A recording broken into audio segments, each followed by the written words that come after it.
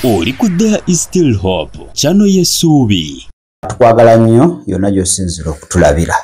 Mukama tukwebaza olwaleero atukuwa ekitiibwa n'amatendo. Mwoyo mutukuvu jangu ofuge okuyita mu Kristo Yesu Omwana wa Katonda omulamu. Amiina era amiina ddala.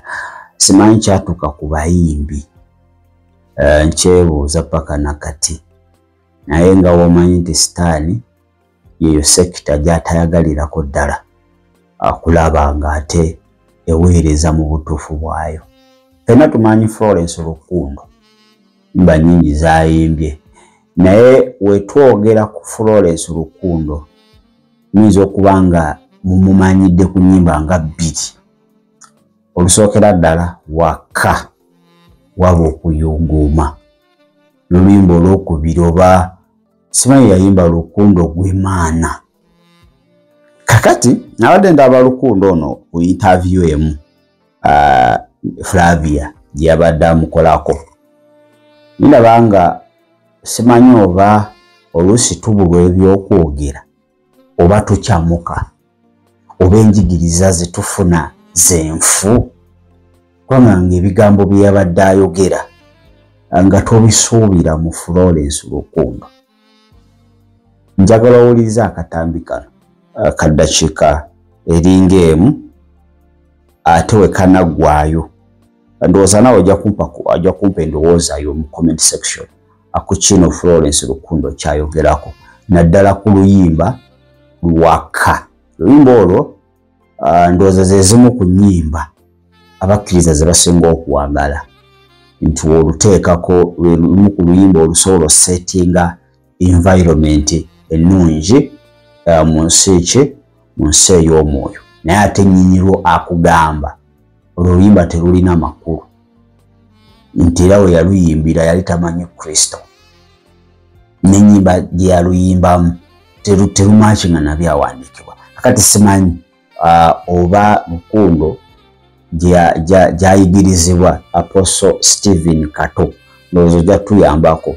Apostle kiki? Kansooke mbawo akatambi kano nammwe mutegeere nti banna simanyi bino ebiro bye tulimu byandiba nga bizibu. Oli musumba kati oba lwaki? Mbuza because I mean it's been a while. That's why kumanya Florence wange benaleka oli kati ali kaliwa. N'abatulabe babuza omuyimbi waffe kati ali kaliwa. Omuyimbi wammwe kati ali ku Kristo kati amutegeera, n'ennyimba kati zigenze zikyuka. Zitya? Zikyuka kubanga kati luli nalinga nnyimba neŋŋamba Waka waba okuyuguma. Yes. Katonda w'amaanyi Waka waba okuyuguma, kati ano neŋŋamba tusabe ake, kubanga bwentyo bwe nali nkitegeera nga ndowooza nti Mukama alinga ng'oba bw'olaba emmandwa nti bw'obeera oli awe nti mukuba eŋŋoma ne mukuba ne bakuba ensasi bimanyi nnyo ebya gundi, n'amala n'abakkako n'amala n'agenda. Naye ekyo kyali mu Old Testament, kati bwe yajja yakka atuulira ddala muffe. Kati muggwe mwatuulira ddala. Mwite yalingamu kati yafunamu obutuuze muggwe mwennyini. Era tandika okundaba ng'omuntu ali mu Kristo. Ate nze ndina Katonda. Buli eyakkiriza Kristo.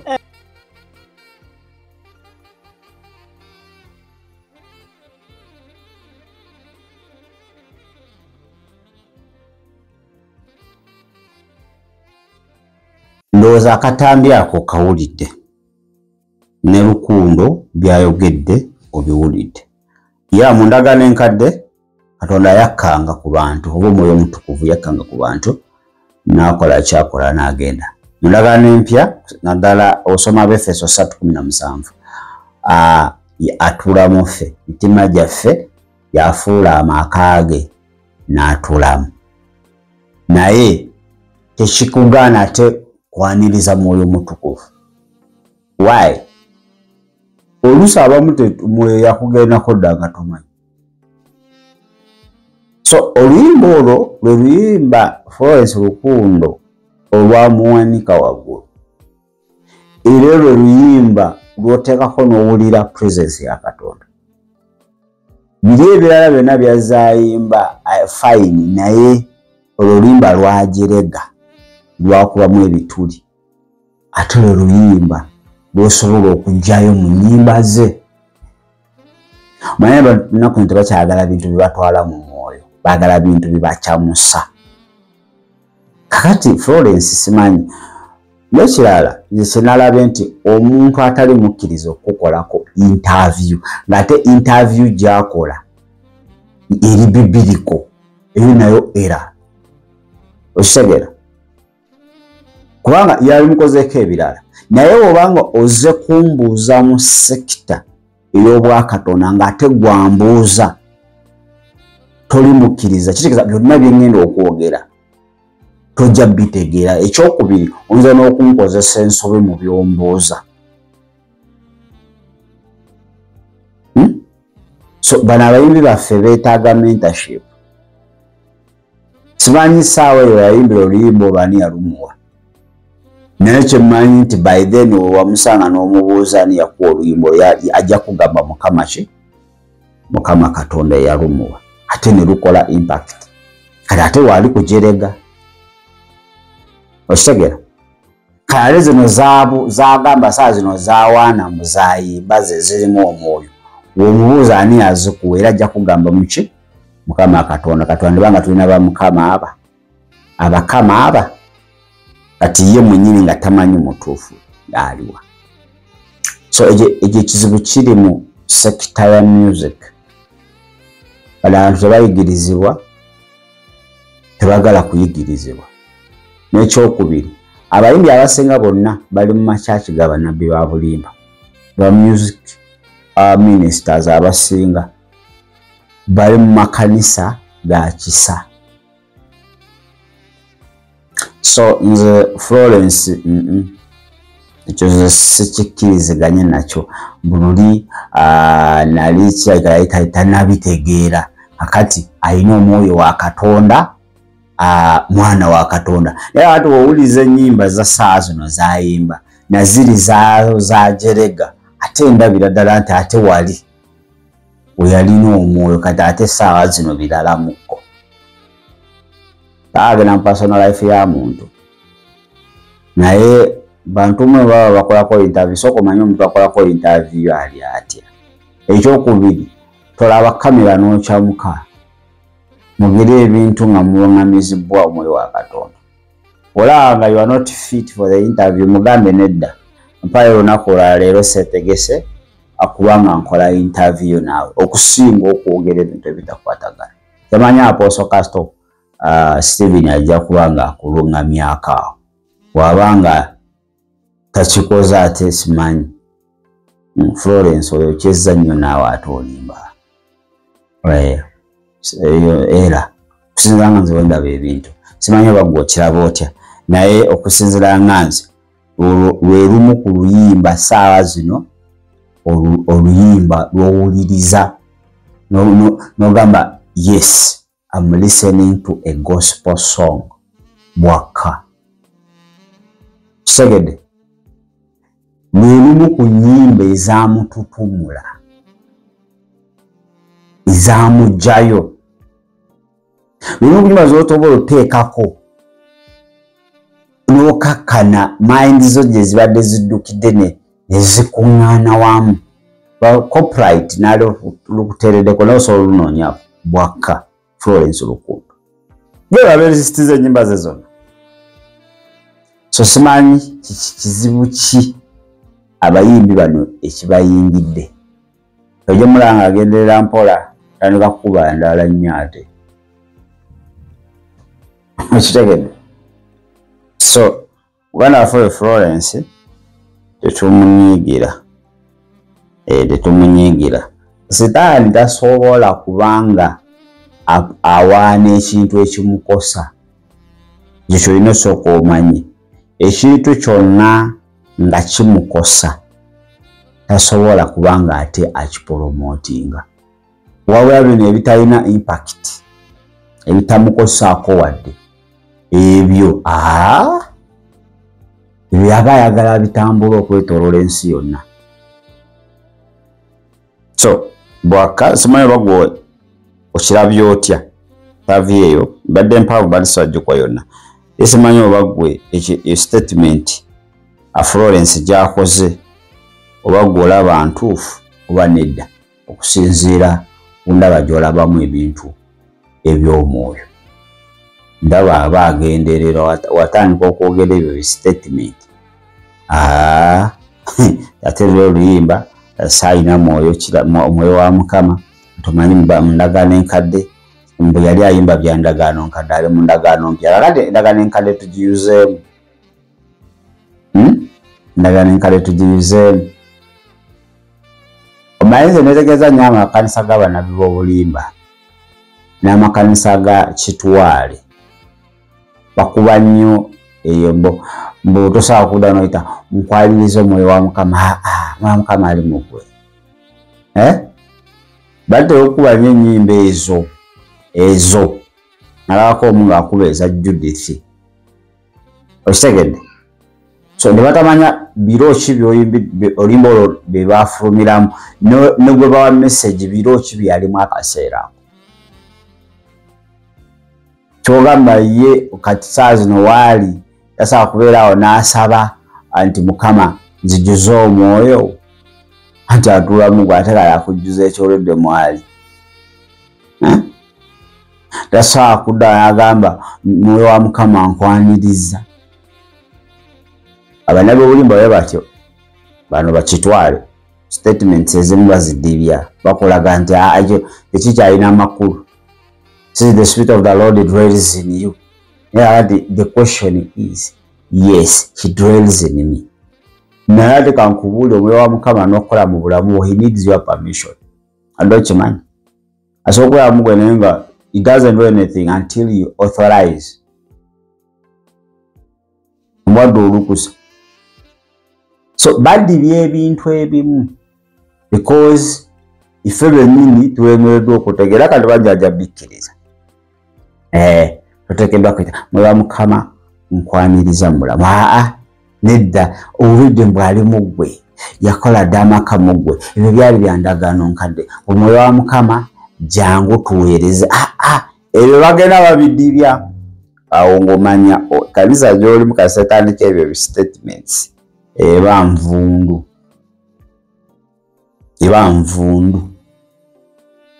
Baagala obeerawo nga kiroboti bw'ogamba omwoyo wa Mukama ali mu nze naye ng'amazima oyinza okwekanga nga talinamu. So omuganda waffe Florence Lukundo nze kimanyi mwenna abasinga mwamutegerera ku luyimba olwo wakka. Niyinza okuba nga mulina n'ennyimba ezo zaawaana mbu kaakati zaayimba nga tolinako wadde n'olwo lw'omanyi. So sitaani mubi nnyo. Waliwo akatambi ak'okubiri ke njagala owulirize kabadde koogera ku nnimi.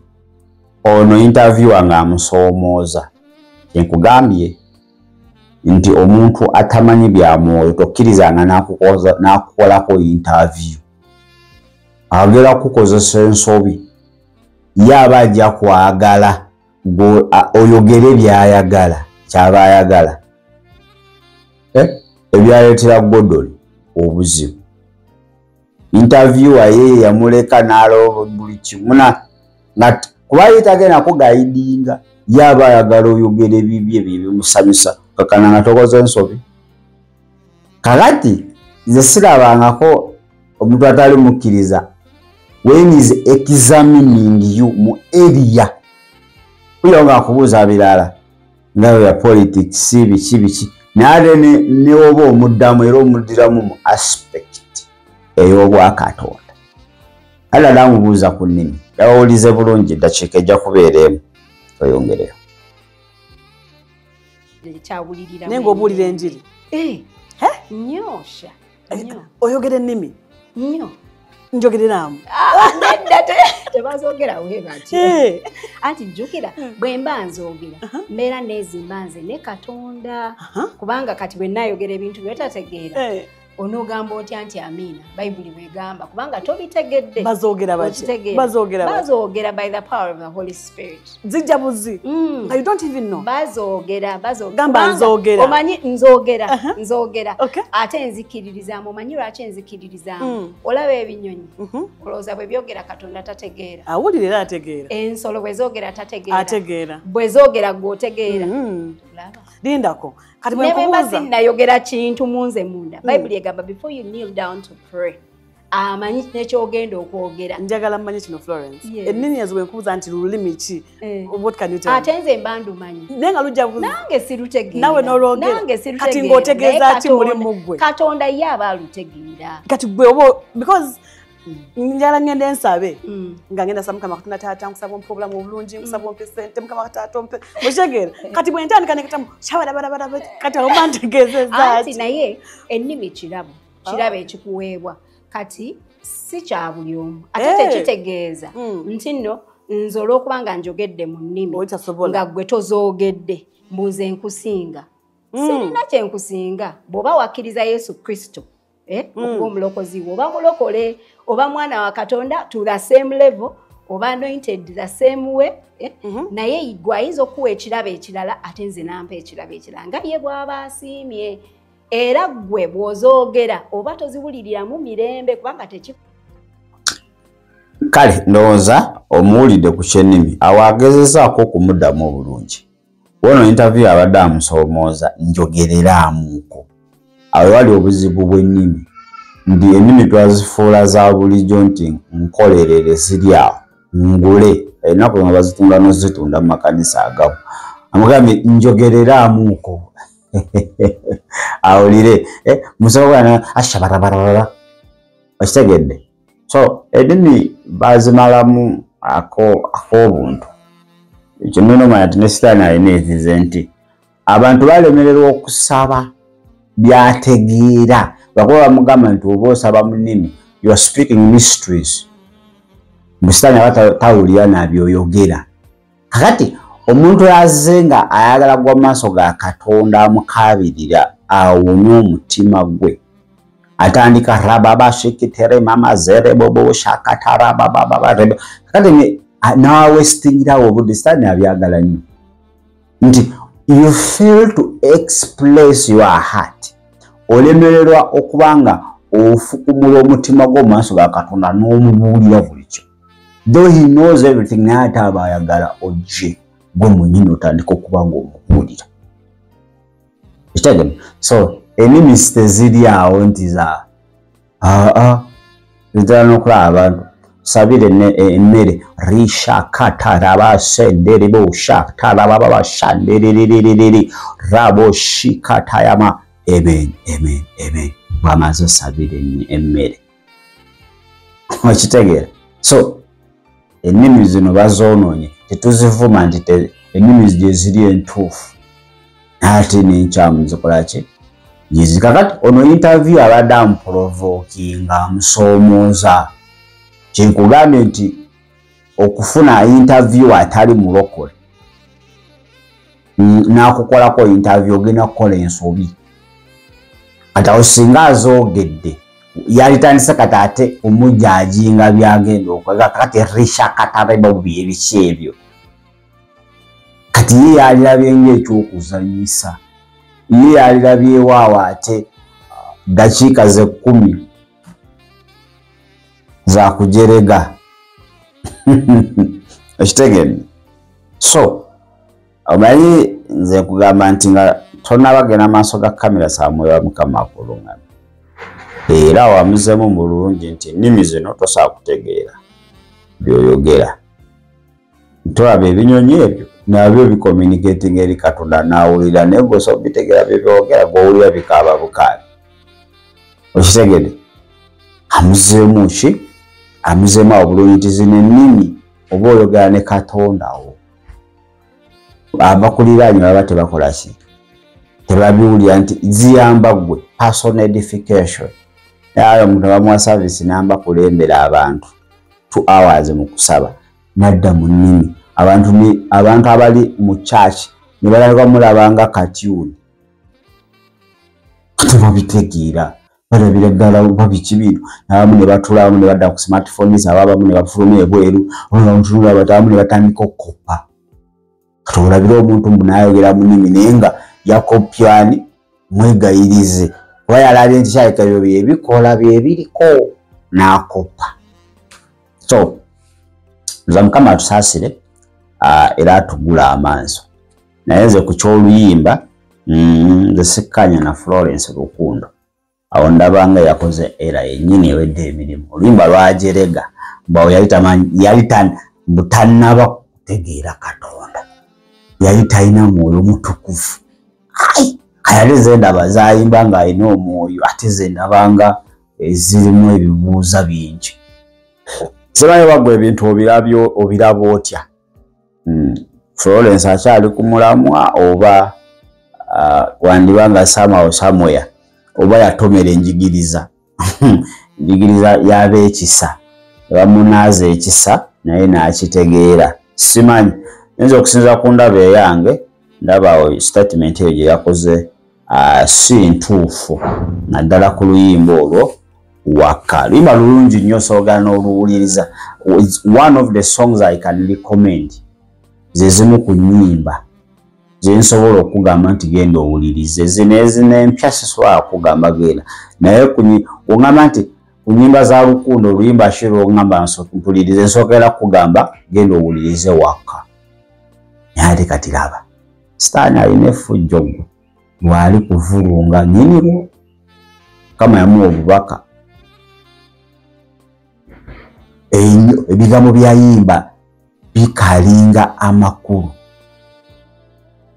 naye bagamba wakati nakula katola n'ennyimba z'ennyimba zanjawulo sibiringa byaluli yagane Mukama Katonda bisaasire kale mbeza sigira kuba nga nsukawo wano naye weefunire Kristo gamba Yesu nakola leero nzize gy'oli obulamu bwange obeere omulokozi era Mukama waabwo nsaasire obutali butuukirivu bwange Kristo Yesu mwana wa Katonda omulamu amina abayimbi botwongere basabira kubanga buli lukya abongera ddala okubanga ate bakola ebintu byobadde tubasuubiramu kubanga bakola naye tobanenya kubanga omulabe tayagalira ddala tayagalirako ddala agala babeere wano nga baweereza ebintu ebitakola ki ebitagulumiza Katonda ebitaleeta kitiibwa kye kitegeera ebitaleeta kitiibwa kye nga byakucamuukiriza Paulo byayogerako enticing words gospel kale ndowooza kanyotolemu kato tujja kuba nga tukomawo shalom webale kulaba there is still hope okumanya ebisingawo tukubire ku 0752 34 14 47 oba ku 0761 08 83 15 osobola n'otufuna ku email eya tshitv74@gmail.com eno ye there is still hope channel y'essuubi.